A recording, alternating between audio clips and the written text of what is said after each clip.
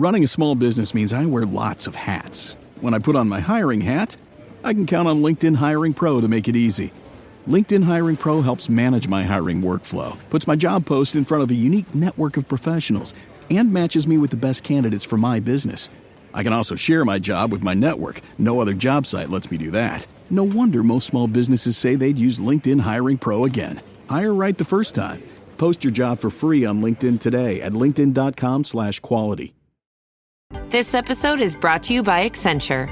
When your advertising operations fall out of sync, everything else follows. Spotify and Accenture are working together to reinvent the rhythm of ad sales, using automation, analytics, and smarter workflows to simplify campaign delivery and access better data across the business. The result? Less time spent on operations, more time connecting brands with the moments and fandoms that matter most. Learn more at accenture.com/Spotify. Welcome back to Fine Tuning with Drew Taylor, your one-stop shop when it comes to animation news and commentary. I am entertainment writer Jim Hill, and Mr. Taylor, whose writings in the industry you can regularly read over on The Wrap, and whose musings on the Mission Impossible movies you can still listen to over on Light the Fuse, the official Mission Impossible podcast. He and I are recording this week's show on Sunday, August 2nd, 2026. And again, apologize, didn't get a new episode of Fine Tuning posted last week. That was not Drew's fault. That was mine. I was traveling. Actually went down to Philly to visit the Netflix house at the King of Prussia Mall, and they're doing some very interesting things there with Netflix animated features, but we'll get to that in a moment. But you were also traveling last week, Drew. In fact, correct me if I'm wrong, you got a last-minute invite to moderate the Forgotten Island panel at this year's San Diego Comic-Con. Is that right? Correct. I actually thought about recording a patch, Jim, for our episode just to insert, because you asked me last time, are you going to Comic-Con? And I said, no, I don't think so. Nobody asked me to cover anything. I don't want to go. So I ended up going. I went down on Thursday night, stayed there on Thursday night, and then did the panel on Friday morning.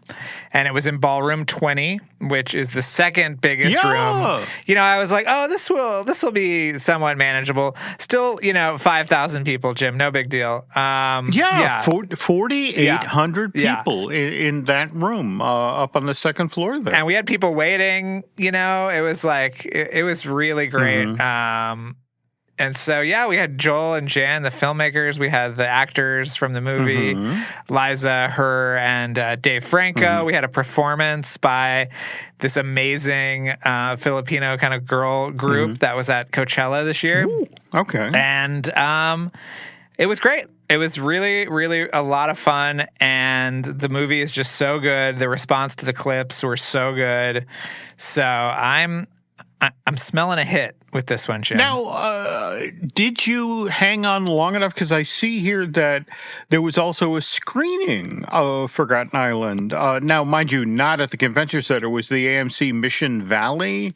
Yes, which has kind of become the de facto Comic-Con theater, even though it's really far away from the convention center. Well, it's so interesting you said that, because at 5 p.m., again, this is Friday the 25th, they show Forgotten Island. At 7:30, this is the same theater that showed Coyote versus Acme, right? Coyote versus Acme was the next night. It was on Saturday. Oh, okay. But yes, same theater. Yeah, we couldn't mention the screening during the panel because it wasn't an official Comic-Con thing. Okay. But I was on a train at 5:01 on Friday, so I was with our friend of the show, Shannon Tyndall, and so we were there. I was there with him and his daughter. We had a great trip back. She promptly fell asleep listening to two old men yakking about animation and other nonsense. So it was a great time. I was there for just the right amount of time. Got to walk around a little bit on Friday, and somebody I saw, somebody in line at Spider-Man on Monday, and they said, "Hey, did you do the Forgotten Island panel? That was good." So that that made me feel like I had done a good job, Jim, trying to do us proud. Well, again, I was, again, thrilled that you went from, I don't think I'm going to, I'm on the train. Yes, exactly. I know. I really tried. Next time I will record a patch that we can insert into the episode. But yeah, it was good. So yeah, you and I just kind of missed each other because you were out of town by the time I got back, and then we'll talk about my trip to Philly in a sec, but first I want to acknowledge our sponsor, which is beourguestvacation.com. And if you're headed down to Orlando anytime soon, let the experts at beourguestvacation.com do the hard work for you. Book your hotel room, get your theme park ticket set up.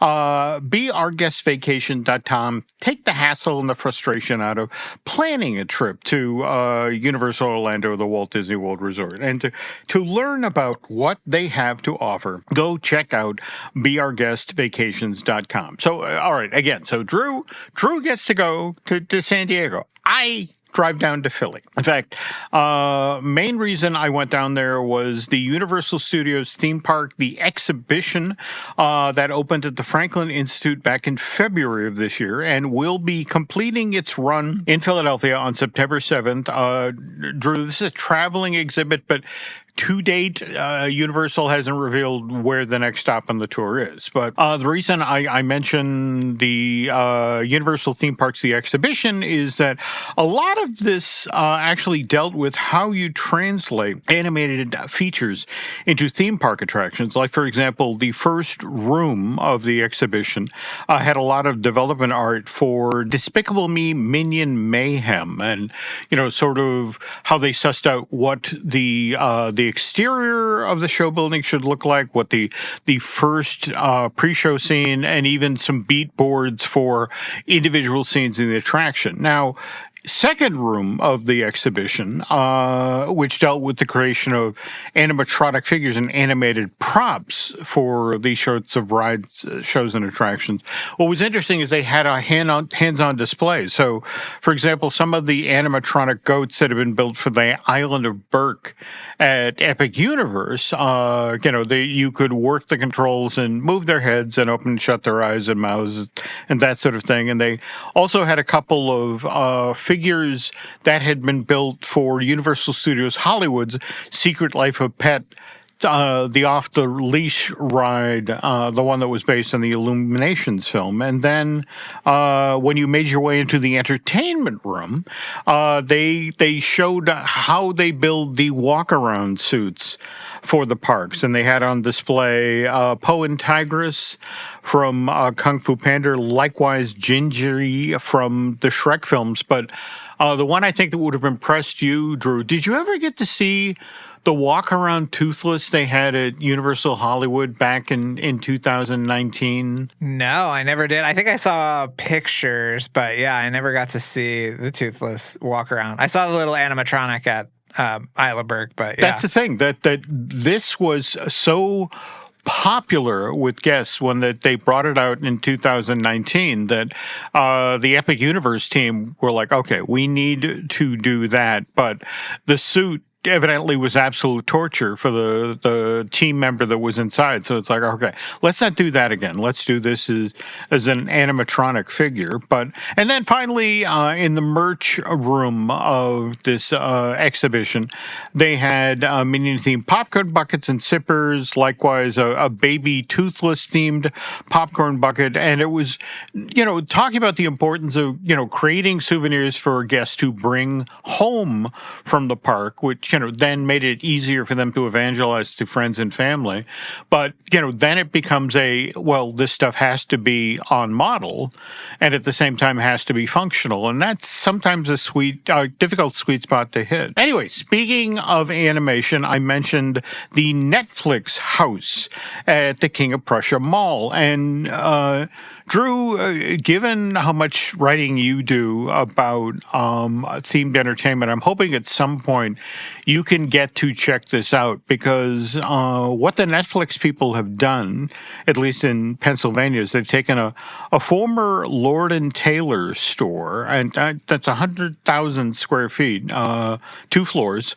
And, well, I mean, they have 2 amazing walkthroughs. They have the Stranger Things experience, which is kind of like a Halloween horror maze at Universal, but on steroids. And we didn't have time to do the Wednesday-inspired space that was across the hall, but I was there with the Herseys, and we had an amazing time, and this is relatively new. The one at the King of Prussia Mall opened November 12th of 2025, and then there's a similar but not exact copy, the Netflix house in Dallas, that was built inside of a Belk's department store, and it's slightly bigger. It's 107,000 square feet, but that opened in December of last year. Anyway, the reason I'm bringing this up on an animation podcast is,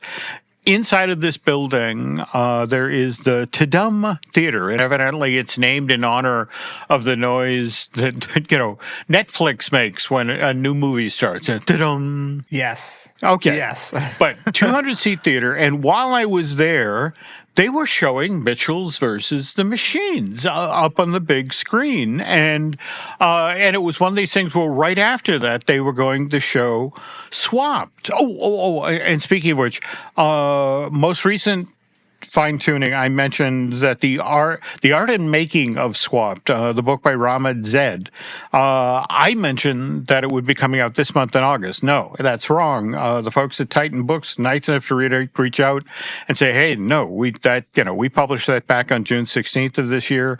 I immediately ordered a copy, and oh my God, beautiful looking coffee table book. Not as nice as the art and making of Ultraman Rising. Very smooth plug there, folks. But what's interesting about the Tudum Theater is this is where they have fan meet and greets. For example, they do special events, like they held a sing-along screening of K-pop Demon Hunters. This week, for example, they're doing all week long a screening of Knives Out, Glass Onion. And as I was just telling Drew off air, if they show Brad Bird's Ray Gun in this theater when it opens in that, it debuts on Netflix in December of this year, I'll do the 6-hour drive again, to go down to see that thing up on the big screen. As you should. Yeah. Now, speaking of Netflix, this month, no feature, but we do have Ricky Gervais' Alley Cats animated series. Is that correct? Yeah. I've seen it. I've seen it all, and it is wonderful, Jim. I think you will appreciate a show where a bunch of fat cats say the F word and swat at each other for 15 minutes an episode. It's on this week, I think. Yeah, I think it's on. Yeah, it's coming on, I think, on Friday, and it's wonderful. The animation is really great.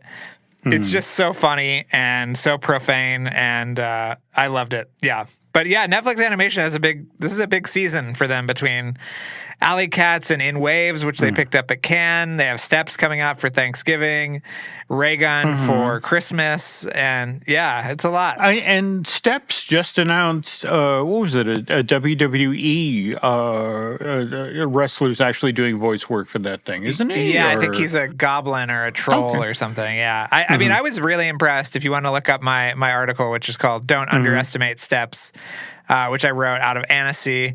Maybe we can put it in the show notes, as they say. But I was pretty impressed, so I'm really looking forward to Steps. And I'm obviously very excited about Raygun, and I've seen in Waves, which is really a beautiful film. So they've got a great slate coming up. Can't wait. Yeah. So you mentioned Alley Cat's debuting this week on Netflix. I want to remind folks that season 14 of Futurama actually gets underway this week. In fact, I guess the first 2 episodes drop Monday of this week, August 3rd. And that's directly behind season 15 of King of the Hill that debuted relatively recently, July 20th. The other one, though, I want to make folks aware of doesn't debut to the tail end of this month, August 30th, but that is the Robot Chicken Adult Swim 25th Anniversary Special. And have you seen the conceit of this? It's the folks at Robot Chicken effectively doing an Irwin Allen film, but the gimmick is that all of the celebrities that are on the boat that experiences the horrible disaster are Adult Swim series. I saw that. Yeah, they previewed it. I think maybe at Annecy, but yeah, I heard about it. It sounds wonderful. Also, Jim, Batman Caped Crusader season 2 just landed on Prime Video in total, so you should check that out if you have not yet. And also, have you been watching the new Ghost in the Shell revival on Prime Video? It's a new series based on the manga, and it is absolutely wonderful. Science Saru did the animation, and it is just so much fun. So I have not, but just last night I caught 2 episodes of Disney Dragon Striker. I haven't watched yet. How is it? It's a great looking show. I mean, it's very much sports meets Harry Potter, but great design, really colorful animation. I mean, it was one of those things I was just blipping around and wound up being trapped for an episode and a half. Until finally it was after midnight. And it's like go to bed, old man. But well worth checking out. Yeah. I want to watch that, and I want to watch Doomies, which I have been, waiting for years. Yeah, that's another one on my list. So, all right. Anyway, we have even more animation news in a moment, but before that, there's this. This episode is brought to you by Weight Loss by Hims. So do you have a weight loss goal, a number that you'd really like to reach in the not-so-distant future? If so, then you really need to check out Weight Loss by Hims, because they've got a program that's designed to support you every step of the way. By that I mean, Hims offers access to an affordable range of FDA-approved GLP-1 medications, including the Wegovy pill and the Wegovy pen. Hims also can connect you with a licensed provider who's 100% online. More importantly, with a care team that'll support you in losing weight and keeping it off. Best of all, if prescribed, your medication is delivered right to your door, no insurance necessary. In short, Hims makes it simple to find GLP-1 care that fits you and your wallet, with a personalized treatment plan and unlimited dosage changes as needed. So are you ready to reach your goals? Visit hims.com/tune to get a personalized, affordable plan that gets you. That's HIMS.com/TOON. Hims.com/tune. Weight Loss by Hims is not available in all 50 states. Wegovy is the registered trademark of Novo Nordisk AS. To get started and learn more, including important safety information, Wegovy clinical study information, and restrictions, visit hims.com. We thank them for sponsoring today's show. Running a small business means I wear lots of hats. When I put on my hiring hat, I can count on LinkedIn Hiring Pro to make it easy. LinkedIn Hiring Pro helps manage my hiring workflow, puts my job post in front of a unique network of professionals, and matches me with the best candidates for my business. I can also share my job with my network. No other job site lets me do that. No wonder most small businesses say they'd use LinkedIn Hiring Pro again. Hire right the first time. Post your job for free on LinkedIn today at linkedin.com/quality. This episode is brought to you by Accenture. When your advertising operations fall out of sync, everything else follows. Spotify and Accenture are working together to reinvent the rhythm of ad sales, using automation, analytics, and smarter workflows to simplify campaign delivery and access better data across the business. The result? Less time spent on operations, more time connecting brands with the moments and fandoms that matter most. Learn more at Accenture.com/Spotify. And we're back, folks. Now, normally we do box office news in the first third of the show, but given what happened this past weekend, I felt like we need to break this out and talk about this because did anybody, everyone assumed Spider-Man Brand New Day was going to do well, but this well, really? Were the projections even close to this? I mean, I think people were hoping for it, but I think that obviously the estimates were way, way lower than this. I mean, it's the second biggest opening weekend ever. Yeah. And it's going to make almost $1 billion in one weekend worldwide. I mean, is that insane, Jim? Especially after the pandemic. I mean, it's just crazy. Oh, no. Absolutely. And what's interesting is that, it's been a strong summer. I mean, for example, Odyssey, number 2, even on a weekend when Brand New Day was sucking up all the box office, Odyssey still managed to do $51 million. And in fact, I'm sure you saw the news over this weekend that Universal became the first studio to do over, $4 billion worth of business worldwide. And that's basically all on the back of, help me out here. It's Super Mario Galaxy, Michael, Minions versus Monsters, and Odyssey, right? Yeah, and Disclosure Day, I think, to a lesser degree. There we go. Certainly. Okay. Yeah. They've had a great year. I mean, it's crazy. Oh, no, absolutely. But no slouch. Number 3 at the box office this past weekend was Toy Story 5. That did 6.3, which, okay.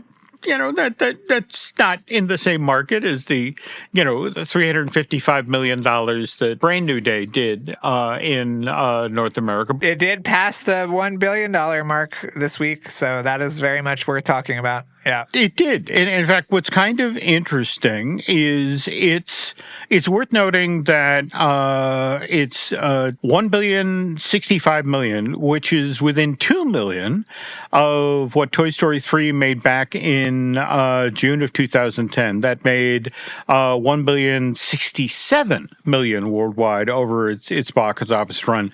But the evidently the film to beat is still Toy Story 4, and that's $1.073 billion. So one would imagine later this week or sometime next week, Toy Story 5 will become the top-grossing film in the series. Now, conversely, though, and we were just talking about what a big time Universal has been having, what a great summer they've been having, box office-wise. But Minions versus Monsters right now is sitting at $449 million worldwide. And to put that in perspective, when Minions Rise of Gru ended its box office run in 2022. That was $940 million worldwide. And Despicable Me 3, that debuted June of 2024, just 2 years ago. That's $972 million worldwide. So right now, Minions and Monsters is kind of stalled at half of the business that the last 2 Minion Despicable Me films earned. And again, in talking with friends at Universal, the belief now is it was a mistake to include the word monsters in the title, that for whatever reason, that had a chilling effect on box office sales. And I know when I brought this up briefly. Well, you know what? Whatever, because this movie is great. Have you watched it yet, Jim?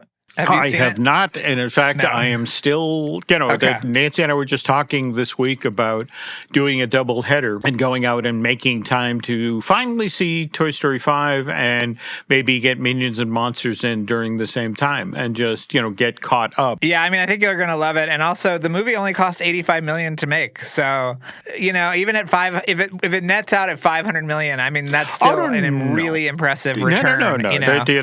Not disputing that. Nobody ways better at delivering an amazingly good-looking, handsome product than Illumination. You know, I'm always amazed at the price point that their films come in at. Though, we were just talking about Universal, and I wanted to ask if you'd heard the stories about this Grinch sequel that Jim Carrey, Ron Howard, and Brian Glazer are now talking about. It's going to be a follow-up to the live-action Grinch from 2000. The only thing I've heard is that it is likely to be performance capture and not There makeup. we go. There we go. Yeah, because, you know, obviously Rick Baker, you know, my neighbor in Toluca Lake, he's out of the game. He's retired, you know. Besides his amazing Halloween setup every year, which is so good. I did not know he was your neighbor. Yeah, so he's retired, so he wouldn't be back. I think Jim Carrey does not want to be put through that. I mean, he had to be like coached by like CIA interrogation people to withstand that. He did. And by the way, it is worth noted that Rick did take home an Academy Award. I want to say one of 5, one of 6 for his work in The Grinch. But yeah, you and I are hearing the same thing. In fact, what was kind of interesting, I got this story basically secondhand, but again, friend of the show, Josh Gad, you know, helped write Spaceballs, the new one, and this will feature an appearance by Mel Brooks as Yogurt. But again, you know, the problem was that Mel was 99 when they were shooting it, and back in 1987 when they made the first film, Mel was 67 and could sit up in a makeup chair and handle the whole yogurt outfit.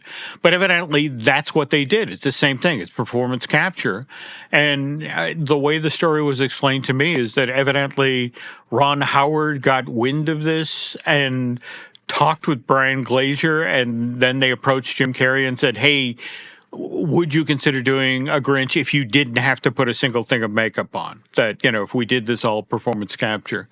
And I guess what intrigues me about that is, I guess Jim does some makeup for the Sonic films as the Eggman, or didn't he? Yeah, but nothing compared to that. I mean, that was... They were glowing yak hair on him, Jim. Come on, I mean, give me a break. But, you know, I think it's actually very... I don't know. I think you and I are maybe the only two apologists for his Christmas Carol movie, but I feel like a performance capture Jim Carrey in the context of a live action film is something very exciting, because they can heighten his whole shtick. And I think it's going to be exciting, and I'm sure they'll get, you know, somebody great, Weta or ILM will do it, and it'll be wonderful. So, okay, yeah. Well, let's see what happens there. All right, pivoting now to television. Rick and Morty just wrapped up season 9 this past Sunday, July 26th, and 10 episodes there. But what was interesting that night is they literally did the handoff to their spinoff, President Curtis. And Rick and Morty made a very brief appearance in it, and then promptly trashed President Curtis, to the effect of, Marty saying something, oh, they spin off so fast. And, as Rick is walking back into the garage, it's like, I give them 10 episodes. Though what was kind of funny was it at Comic-Con where they announced that they actually had already been picked up for season 2? Yeah, I think they're in production for season 2. You know me, Jim. I say the more Keith David we can have in our lives, the better. So, that's what I say. What was interesting, I watched the first episode of President Curtis, and it was one of these things where we live in such a different world these days. I mean, I remember, in fact, it's Bob Fosse's Lenny movie where, Dustin Hoffman is playing Lenny Bruce, the comedian. And, a good chunk of that film, is about Lenny Bruce's routine that he did about Jacqueline Kennedy and what happened in Dallas. And what's interesting is that Lenny was taken to court because, the people could not hear jokes about the Kennedy assassination, whereas, President Curtis, first episode of the first season of the show, there's you get about 20 minutes in, and there's this series of Kennedy jokes, and it's like, wow, how John F. Kennedy says, when I retire, I anticipate I'm going to, be doing parades all the time, especially in my favorite city on the planet, Dallas. And it's like, oy. So, that's funny. That is funny. That is funny. Also, Lenny, Jim, I'm a big physical media guy. Just got to say, Lenny was just put out by the Criterion Collection. Oh, underrated movie, underrated Bob Fosse movie. Great new 4K transfer. So check it out. Okay. I just got to say it. All right. Well, no. That sounds cool. Okay. We were talking just a moment ago about, again, Coyote versus Acme, which, again, I guess was shown at the AMC on Saturday night, not Friday night. And kind of interesting, we are coming up shortly on what? Well, let me work the math here. That's the, dear Lord, the 77th anniversary of the very first Coyote versus Roadrunner short, Fast and the Furious. Again, comedy F sounds. And speaking of which, 2 years earlier, there was Fun and Fancy Free from Disney Studios. That was September 47. And this is where we first got to meet Willie the Giant. Now, who voiced that character? We'll discuss that in a moment. But first, this. Running a small business means I wear lots of hats. When I put on my hiring hat, I can count on LinkedIn Hiring Pro to make it easy. LinkedIn Hiring Pro helps manage my hiring workflow, puts my job post in front of a unique network of professionals, and matches me with the best candidates for my business. I can also share my job with my network. No other job site lets me do that. No wonder most small businesses say they'd use LinkedIn Hiring Pro again. Hire right the first time. Post your job for free on LinkedIn today at linkedin.com/quality. This episode is brought to you by Accenture. When your advertising operations fall out of sync, everything else follows. Spotify and Accenture are working together to reinvent the rhythm of ad sales, using automation, analytics, and smarter workflows to simplify campaign delivery and access better data across the business. The result? Less time spent on operations, more time connecting brands with the moments and fandoms that matter most.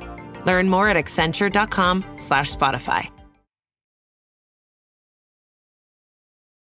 And we're back. But before we get going here, again, I always like to do this as part of the show because I never know. And even after he says, I'm not moderating, I'm not paneling, sometimes he is.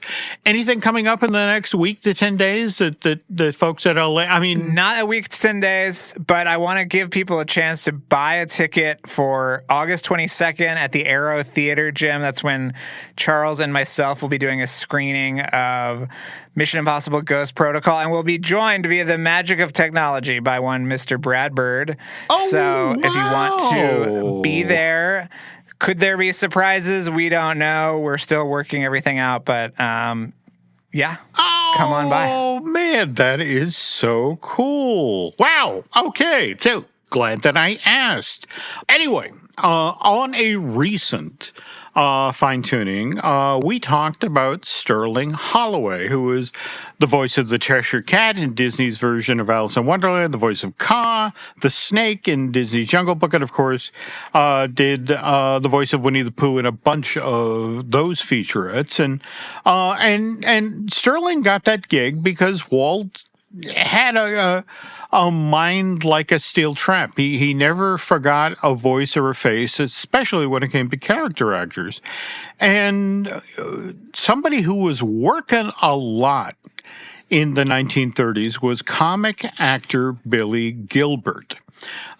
He worked initially primarily for the Hal Roach Studios. In fact, he made a number of films with Laurel and Hardy. In fact, he was in their only Academy Award-winning film, The Music Box. And what was kind of interesting about The Music Box is, it won for Best Live Action Short Subject at the very same ceremony where Walt won his first Oscar for Best Animated Short, and that was for Flowers and Trees. This is 1932. And Billy played the angry husband in The Music Box. I mean, again, it doesn't make any sense to explain the actual plot of The Music Box. Basically, Laurel and Hardy are delivering a piano that has to go up this set of steep steps, which, by the way, still exist in the Silver Lake neighborhood out in L.A.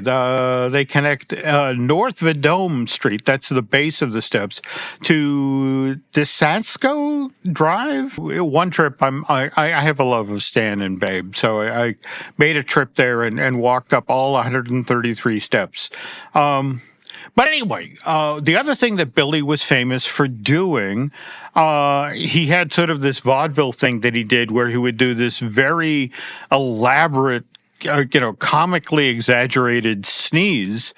And Walt remembered this. And this is why Walt had Billy come in 1936 and voice Sneezy for Snow White and the Seven Dwarfs. And Walt was there that day when Billy came in to record, and Walt was struck by how big or how much physical space this 5 foot tall, 11-inch tall comic took up, in the booth. And Walt just files that information away. And we've talked on this show previously about The Legend of Happy Valley. That was supposed to be Disney's first version of Jack and the Beanstalk, a full-length feature starring Mickey Mouse, and they were working on that in 1941. It was supposed to be the follow-up to Dumbo, or a cheaper-to-make animated feature that was going to be built around all the characters from Disney short subjects and features. I think we mentioned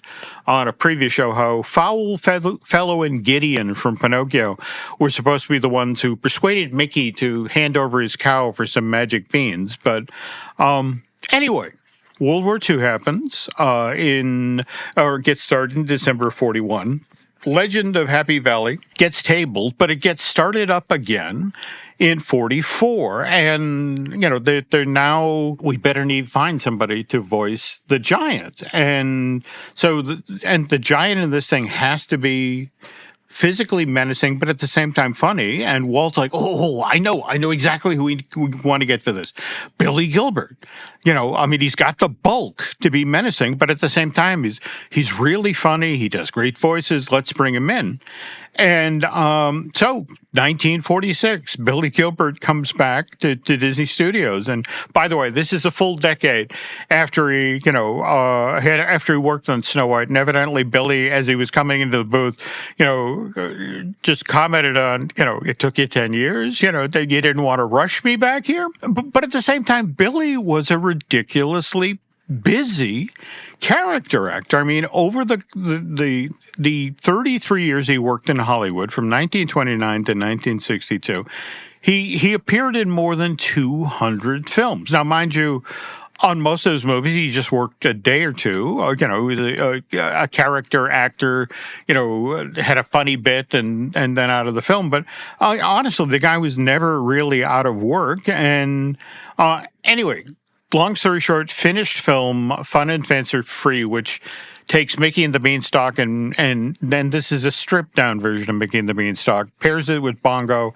sends it out into theaters. Not exactly a record breaker, but it gets Disney back on the board. After the war years, it was sort of like, we just need to make movies to get the audience used to seeing Disney stuff again. And this was one of those films. Now, on the other hand, Mickey and the Beanstalk does show up in the Disney parks. I mean, you might recall the Sir Mickey shop at at the Magic Kingdom in Florida, likewise Disneyland Paris, and this is the building you go in where the Beanstalk seems to be lifting the roof of the building, and Willie the Giant is peering down through a crack in the roof.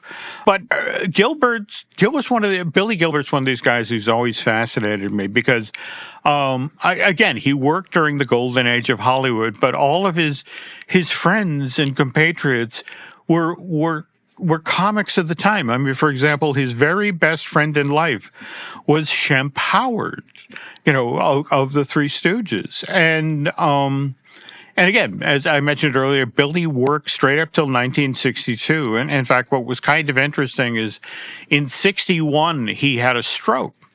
And a lot of his friends worried that, geez, I don't know if Billy's ever going to work again. And it turns out that Irwin Allen, the guy who made The Poseidon Adventure, the guy who made Towering Inferno, at the time, Irwin was a guy who was moving from television into film. And so, he had seen Disney have a success with 20,000 Leagues Under the Sea. And so he's like, well, all right, I'll make a movie based on a Jules Verne book. And he did 5 Weeks in a Balloon. And, but again, he knew from friends that, Billy had the stroke and was really, just feeling kind of blue because he wasn't working. And Irwin reached out and said, hey, Billy, I've got a part. In fact, it's 2 parts. You're playing twins. That'd be perfect for you. You get to do your sneeze bit a bit. Can you come in? And he did. He came in and shot his scenes for 5 Weeks in a Balloon. Anyway, Billy, after that, he lingers as his health fades, and we lose him in September of 71. Willie the Giant, though, lives on, most recently appearing on The House of Mouse. And but again, Billy Gilbert was a working character actor. Though, who else has the potential of being a really good character actor, at least based on the trailer that I just saw for Digger? Tom Cruise. What can you tell us about this Warner Brothers film that's coming out October of this year? I don't know very much, Jim. I was at the press event a couple of weeks ago for the trailer, and I got to catch up with Tom for a minute, which was lovely. And yeah, I'm just as excited as everybody else for this movie. I think it's going to be wild, but I have heard some really good things about it. I don't know if I can say who that is from, but I mean, I'm really looking forward to it. I think he is a great character actor. I think he's, we've seen him in so many different types of movies. Oh, no, absolutely. But I guess the thing this time around is I keep hearing people compare this to Stanley Kubrick's Dr. Strangelove, that it's a very black comedy, but very much of today, kind of like how Strangelove, very much caught the zeitgeist of the 60s back in the day. So, and who better to do it than someone who actually collaborated with Kubrick? There we go. That's right. Okay. Yeah. So I'm really excited. Also, Jim, we never talked about the Avatar movie. Have you watched it yet? Avatar and The Last Airbender? I saw that it's out there again. I keep getting in cars and driving places. Is it any good? Put it on the list. Oh, it's wonderful. It's really, really wonderful. Yeah, it's great. So yeah, please put it on your to-do list, Jim. Another great animated film from this year for sure. So yes. All right, and just one more time, remind the nice folks about when the event at the Arrow Theater, the Ghost Protocol screening. Yeah, that's on August 22nd. It's a Saturday. It's part of a festival at American Cinematheque called Friends of the Fest. So it's kind of, your favorite podcast will be putting on a screening. There's a lot of great people involved this year. So this is what Charles and I are doing, and it's going to be a lot of fun. It's the 15th anniversary, Jim, of Ghost Protocol. So, I think we have a lot to talk about there. We have a lot to talk about a new Brad Bird movie that's coming out. I'm sure we will be mentioning Ray Gun in the conversation. So, yeah, please, you can get your tickets on American Cinematheque's website. And, yeah, come on down. It's a great theater. It's a great neighborhood. Brad Bird will be talking. I don't know what else. What else do I have to say, Jim, to get people to come? Well, if you want to get a sense of what this potentially will be like, you should be checking out Light the Fuse, the official Mission Impossible podcast, and this is the show that Drew did with his co-host who's going to be appearing with him at the Aero Theater, Charles Hood. They recorded nearly 300 episodes of Light the Fuse. And again, as I was driving down to Philly, Drew and Charles and whoever they were interviewing was with me with the car, and it just, I learn so much every time I listen to this thing. And speaking of podcasts, we have a bunch of them here at Jim Hill Media. We have Disney Dish with Len Testa, the Epic Universal podcast I do with Eric Hersey. Likewise, I Want That Too. That's our Disney merch podcast I do with Eric's lovely bride, Lauren. And again, we have The Case For with Chris Cox, which is our newest show. And want to also remind you that over on Patreon, we have Disney Unpacked, and we just recently done a show about It's a Small World, and we're working on a Tinkerbell, a Pixie Hollow related show that I think we're going to drag Mr. Taylor on that show as well. Have to check his dance card to see when he's available. Let's see. Beyond that, as we close up shop here today, want to thank Eric Hersey and David Gray for the great job they do with editing and production on the show. Also, a quick favor to ask folks, if you could please head on over to Apple Podcasts and rate and review, well, not just this show you're listening to right now, Fine Tuning, but also Light the Fuse. And let's see, one final thing, social media-wise, where can the nice folks find you, Drew? They can find me at Drew Tailored, like a tailored shirt, on Instagram and X. And I also want to remind people to pre-order their copy of The Art of Wildwood, which will be out in October. I was just up at Leica talking to the folks. Jim, it's looking good, Jim. It's coming along. It's going to be great. So okay. And just want to remind folks that's Rizzoli Universe that's publishing that, and that comes out on October 6th, which is actually, I want to say, 2 weeks ahead of Wildwood. Yes, but don't read the end, Jim. Don't read the end. Just keep your eyes out of it. All right. But I will do my best. I have to admit, I blew it with the swapped book, but man, that movie looks great. It's great. And I think if anybody was at the conversation I did with Nathan Greno at the Gallery Nucleus, thank you for coming out. It was a really lovely conversation. So, but Jim, tell us where people can find you. Okay. I'm on X and Instagram as Jim Hill Media, and then over on Facebook as Jim Hill Media News. And with that, folks, this edition of Fine Tuning is wrapped. Want to thank you for listening, and Mr. Taylor and I will be back soon, but that's our show before the expo, right? No, we'll have a show next week. Yeah, okay. Right? All right. So, when are you coming out? I want to say I'm coming in either Tuesday or Wednesday, and the show starts on Friday, right? So great. You will probably see me and Jim Hill and Jim Schul shuffling around like we did last time, looking for something to eat for lunch. Yes. Yes. My favorite. That was my highlight of the weekend, Jim, was seeing you two and hanging out. Yeah. Also worth noting here that this was also the D23 Expo where you bought the Star Speeder 3000, right? Correct. Still in its box in the closet, but yeah.